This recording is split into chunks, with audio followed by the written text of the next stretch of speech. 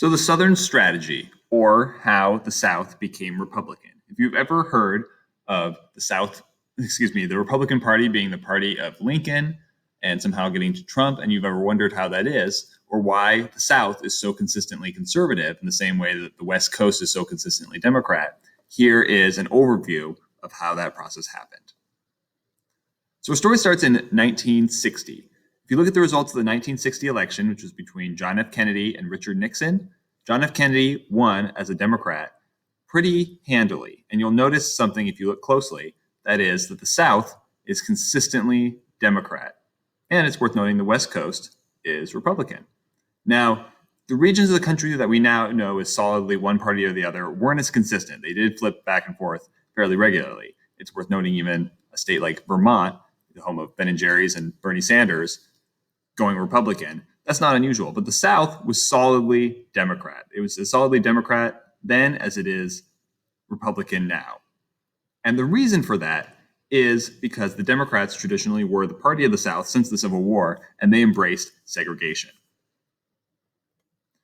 The way John F. Kennedy was able to run as a Northern Democrat and still get the support of the South was that he had Lyndon Johnson as his running mate. Now, Lyndon Johnson was from Texas. He was a long-serving member of the Senate, and he was well-respected as a Southern Democrat. He had a very ambitious social program when he became president, first by succession when John F. Kennedy was assassinated, and then in 1964 he was elected pretty overwhelmingly on his own. So his social program, known as the Great Society, involved trying to eliminate poverty in the United States, which was massively popular, again, in the rural South, where there were lots of poor rural people.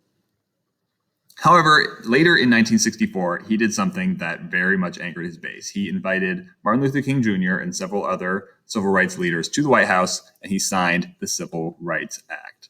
This was seen as a betrayal by many of those Southern whites who value the Democrats as protecting segregation. Now, the Democrats had not had segregation as part of their platform for a long time, but many still saw the legacy of the Democratic Party as their go-to vote. In the same way that there's many people in this country who will vote Republican no matter who the nominee is, or will vote Democrat no matter who the nominee is, then there was many people that would vote Democrat in the South no matter who the nominee was. But this was a turning point.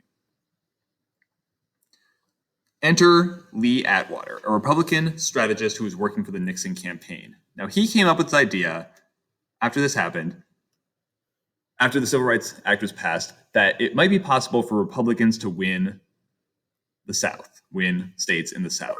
Now, that was similar to a Democrat today saying that they thought it was possible to win Texas, Mississippi, and Alabama, right? It would seem ridiculous for a Democrat to even try to win those states today. The same thing was true then when a Republican strategist suggested they try to win those. But he pointed out that the civil rights movement was very unpopular at the time. So it's popular now, of course, in 2011. But if you look at these numbers back when it passed, national polling showed that over the course of time between 1964 and 1966, views of Martin Luther King Jr. and the civil rights movement were increasingly unfavorable. Notice that the amount of people that found it favorable was about half of who found it unfavorable, and way more people found it highly unfavorable. It wasn't a popular movement at the time. And Atwater wanted to seize on that. Now, you can't run on segregation in 1968 because it's been outlawed by the Supreme Court in Brown v. Board in 1962, 64? I believe it's 64. But as he says famously in an interview in 1981, you can't say the N-word anymore, effectively, but you can say things like forced busing, states' rights, and getting abstract. So when he says things like states' rights and forced busing, the implication is that states should have the right to discriminate. They should have the right to have segregated schools and do things like that. He's also talking about economic policies, and he points out that a byproduct of the economic policies that he's talking about involve Black people getting hurt worse than whites.